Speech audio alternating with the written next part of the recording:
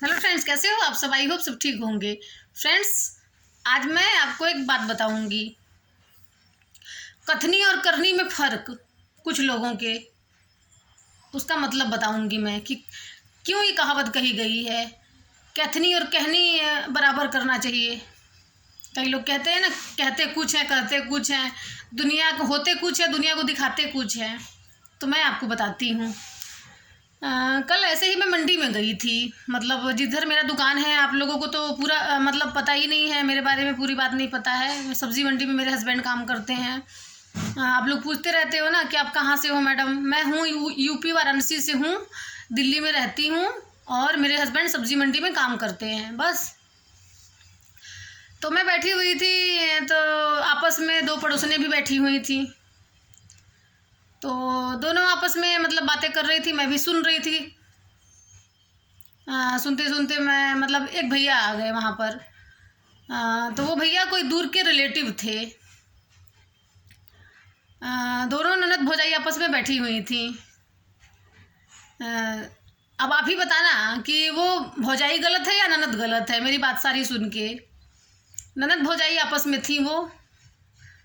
हाँ, ये बात है, अलग है कि वो एक दूसरे को मानती नहीं है, तो बात अलग है। मानना, देखो, मानते तो देखो हम भगवान को भी हैं, हम पराये को भी मानते हैं तो अपना हो जाता है। अब अपने को नहीं मानते तो पराया हो जाता है, तो मानने के ऊपर है वो। हाँ, ना माने वो बात अलग है। तो एक दूसरे ननद भौजाई थी वो, मैं इस बातें खड़ी खड़ी सुन रही थी। तो एक भैया आए, उन्होंने बोला कि ऐसी ऐसी बात है। उस ननद से बोला, उस औरत की ननद से बोला।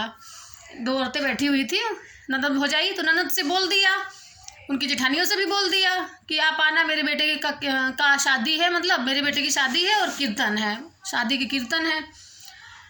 तो ननद ने खूब हंस वस के खूब बोला कि हाँ मैं आऊँगी आऊँगी, बहुत अच्छी बात है ये वो। चलो, मुझे देख के अच्छा लगा कि चलो कुछ तो अच्छा हो रहा है, खुशी, कम से कम किसी को देख के तो कोई खुश हो रहा है। मुझे इस बात की खुशी हुई बहुत देख के।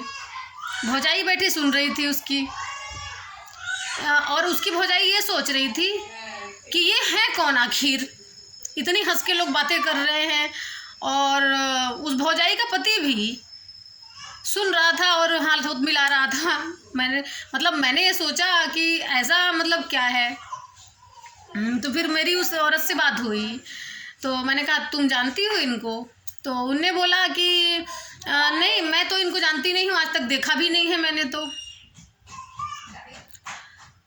आप ही बताओ फ्रेंड्स, जब उस औरत ने देखा नहीं है, जानती नहीं है, तो आदमी उसको कैसे देखा होगा, कैसे जानता होगा, और कैसे बोलेगा उस औरत से कि आप भी मेरी शादी में आ जाना। मैं आपको जानती नहीं हूँ।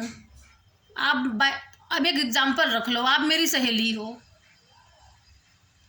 तो आपको मैं बोलूँगी ना, आप रिश्तेदार हो मेरी, आपको बोलूँगी।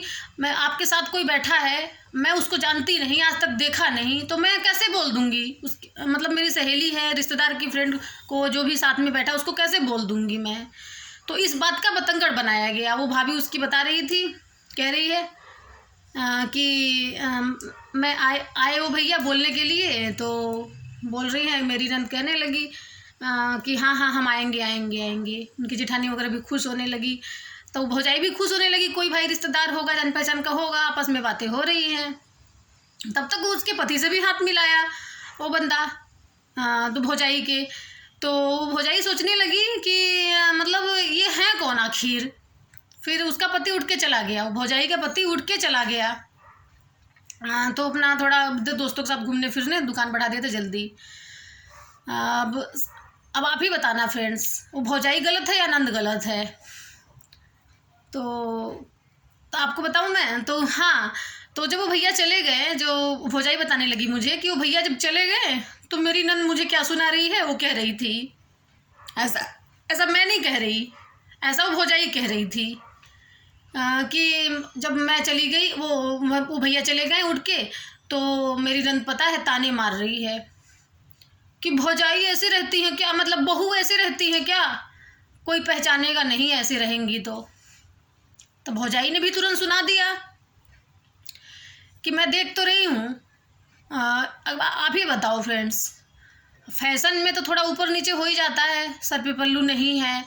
और सबसे बड़ी बात बताऊं, इंसान ना बड़ों को देख के ही सीखता है। देखो, जब वो भौजाई जब आई थी शादी से, मतलब शादी के बाद जब आई थी तो ऐसे रहती थी, घूंघट में रहना और सबकी इज्जत करना, पैर छूना, मतलब जो भी गलत कहे कोई, सही कहे कोई, ये मायके के संस्कार थे उसके। सब सर माथे लगाना, नीचे मुड़ी करके हाँ जी करती रहना, वैसी बहू थी वो। मैंने खुद देखा था उसको, मैंने फील किया था करीब से, मैं उसको जानती हूँ उस औरत को बहुत अच्छे तरीके से। हाँ, तो मैंने उसको देखा था। फिर उसकी नंदे सुनाने लगी, कह रही है कि मतलब ये कह रही है ऐसे रहती है बहुएं। तो उसकी भौजाई ने सीधा कहा कि हाँ, बहुएं ऐसी ही रहती हैं, जेठ के आगे मतलब ऐसे। हाँ भैया बोलो। मैंने खुद अपनी आंखों से देखा था उसकी नंद को, ऐसे बाल खोल के, बाल धो के आई, बाल खोल के। मैंने देखा था मंडी में एक बार खुद उसकी नंद को। हाँ भैया, अपने जेठ के आगे ऐसे नंगा नाच कर रही थी। और अपने भाई के सामने, जेठ को तो छोड़ो दूर की बात है, बहुत जेठ तो बहुत दूर की बात है, अपने सगे भाई के साथ ऐसे। हाँ बोल, क्या कर रहा है? अपने भाई के साथ आप करोगे ऐसा? नहीं करोगे ना। तो आप खुद सोचो, कहनी कथनी में कितना अंतर है, करनी कथनी में। तुम क्या शिक्षा दे रही हो छोटों को? उसने बताया मुझे, उस भौजाई ने सारी बात मुझसे कही कि ऐसी ऐसी बात है, ऐसे ऐसे परेशान कर रखा है मुझे, ये वो मेरे को हर समय सुनाती रहती है। मैं इसकी बात सुनती तो हूँ नहीं, ये अपने आप में मतलब ये पारा इसका हाई रहता है, हमेशा भौंकती रहती है ये। उसने बोला मुझे, मैंने कहा तू भौंकने देना उसको, मैंने बोला। तो सही बताऊँ फ्रेंड्स, जब वो शादी होके आई थी तो गऊ थी, मैंने उसको देखा था, गऊ थी वो, इस बात की गारंटी मैं देती हूँ, पूरा गऊ थी।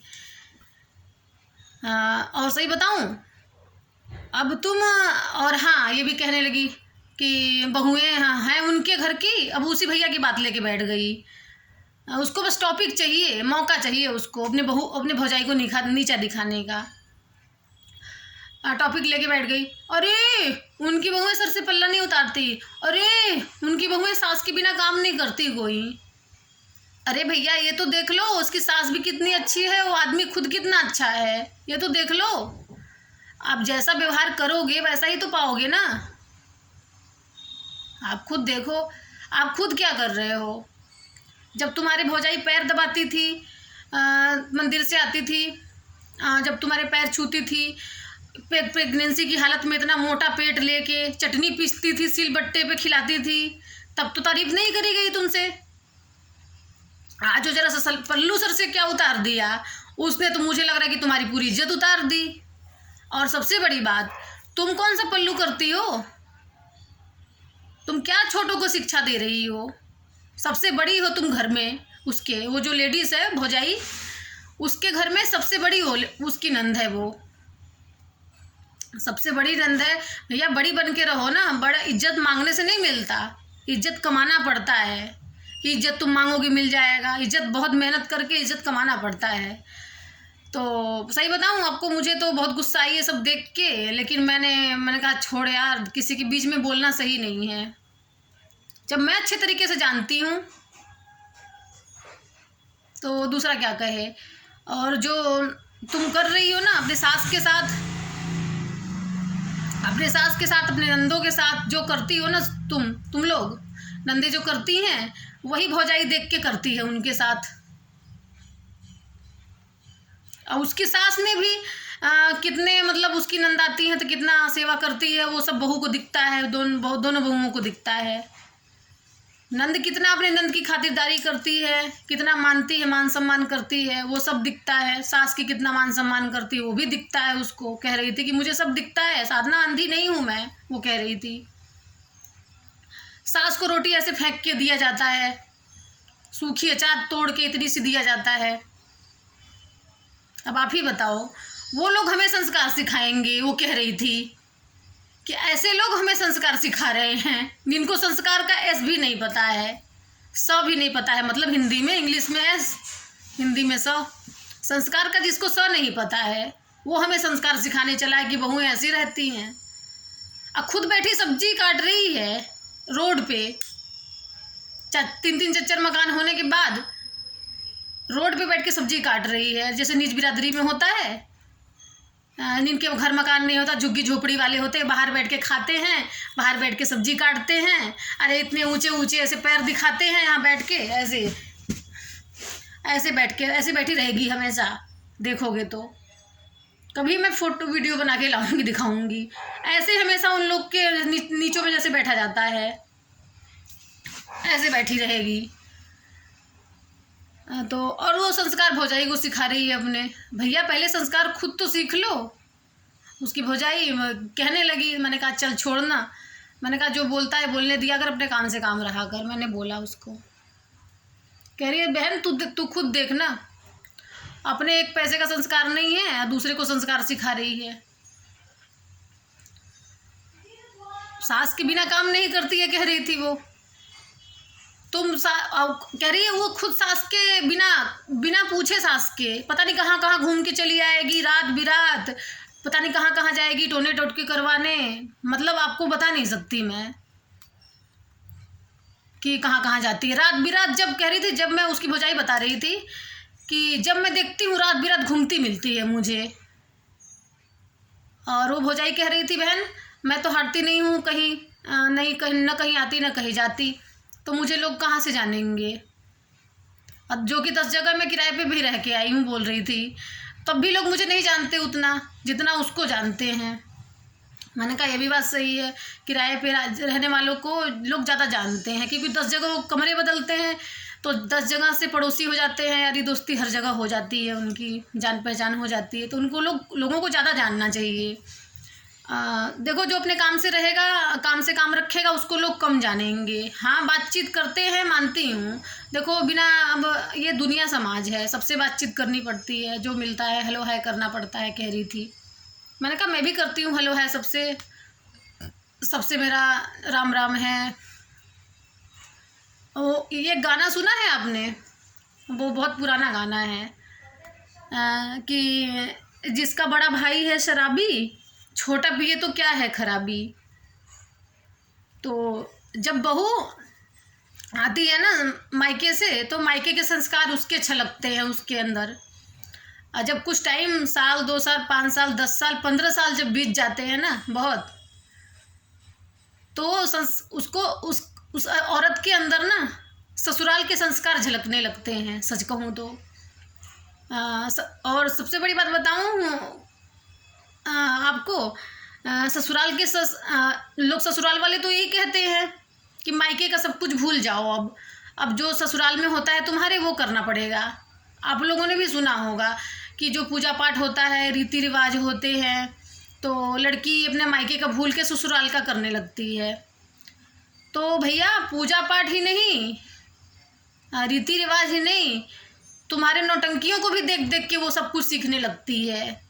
आप जैसा करते हो ना, कहते हो आगे चल पीछे रास्ता बता, जिसका बड़ा भाई है शराबी और छोटा पिए तो क्या है खराबी। हाँ कुछ छोटा भाई शराबी नहीं बनते, लेकिन थोड़े बहुत हल्का फुल्का नशा तो करने ही लगते हैं। अगर ज़रूरी नहीं है कि शराबी बने, अगर समझदार होगा छोटा भाई तो शराबी नहीं बनेगा। वो हल्का फुल्का नशा करके और थोड़ा सा अपने खुशी के लिए हल्का फुल्का कुछ करके ही उसमें खुश हो जाएगा, वो पूरा शराबी नहीं बनेगा अपने बड़े भाई की तरह। तो इसलिए मैं कहती हूँ कि कथनी और कहनी में, करनी और कथनी में अंतर मत रखो। आप जो कहो वही करो। एक नियम सब औरतों के ऊपर लागू होता है। पता है क्यों? क्योंकि वो भी एक औरत है, वो भी एक औरत है, उसकी पड़ोसन भी एक औरत है, वो ननद भी एक औरत है, भौजाई भी एक औरत है। और सबसे बड़ी बात, जो ननद है ना, ननद का भी वो ससुराल है। जो ननद है उसकी बोल रही थी अपने भौजाई को, उस ननद का भी वही ससुराल है, वही सास ससुर देवर जेठ सब कुछ सब रहते हैं। पूरा आपको देखोगे तो एकदम ऐसे नरक मचा रखा है कि क्या बताऊँ। लोग देख के कहेंगे नहीं, उनको देख के लोग कहते हैं उसकी नंद को कि ये तो सबसे बड़ी लगती है, ऐसे रहती है, हम तो उसके आगे छोटे हैं। मतलब पड़ोसी भी बोलते हैं, कहते हैं कि वो तो सबसे बड़ी